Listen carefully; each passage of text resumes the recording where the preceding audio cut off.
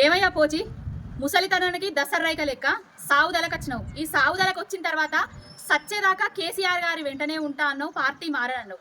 మరి ఇప్పుడు ఎందుకు మారినవయ్యా? ఎవరి కోసం మారినవయ్యా? లక్ష్మీపుత్రుడు అని కేసీఆర్ గారు సంబోధించేది నిన్ను. దొంగపుత్రుడు అయ్యి దొంగ సంఖలకు పోయి దొంగ చేత పార్టీ కండువ కప్పించుకున్న నువ్వు అసలు నిన్ను చూస్తే ఊసర వెళ్ళి కూడా సిగ్గుపడుతుందయ్యా. రైతు సంక్షేమం కోసం పార్టీ మారినా, రైతు సంక్షేమం కోసం రేవంత్ రెడ్డి చేస్తున్న పద్ధతులు నచ్చి పార్టీ మారుతున్నా అంటున్నావు కదా. రైతు సంక్షేమం కోసం గుంపు మేస్త్రి ప్రభుత్వం ఏం చేసింది? కాంగ్రెస్ వచ్చిన తర్వాత ఇస్తా అన్న ఏమన్నా గ్యారంటీలు ఇచ్చిందా? రైతులకు రైతు భరోసా ఇచ్చిందా? బీమా ఇచ్చిందా? లేకపోతే బోనస్ ఇచ్చిందా? కౌలు రైతులకు వాళ్ళకేమన్నా పైసలు ఇచ్చిందా? రుణమాఫీ చేస్తా అన్నాడు, రుణమాఫీ చేసి ఆ పద్ధతి నచ్చి నువ్వు ఇప్పుడు పార్టీలకు పోయినవా? కొడుకుల కోసం, కూతుర్ల కోసం, బిడ్డల కోసం, మీ భవిష్యత్తుల కోసం పార్టీ మారుతానమని చెప్పుకోండి.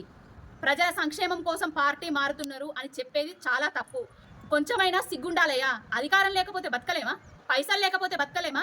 అధికార దాహం సావుదలకే గింతుంటే మాలాంటి వాళ్ళము కేసీఆర్ గారిని చూసి, ఉద్యమ స్ఫూర్తిని చూసి, తెలంగాణ అభివృద్ధిని చూసి ఇప్పుడిప్పుడే రాజకీయాలకు వచ్చేటోళ్లకు రాజకీయాలంటేనే విరక్తి కలిగేలా చేస్తున్నారు. ఇది మంచి పద్ధతి కాదయ్యా.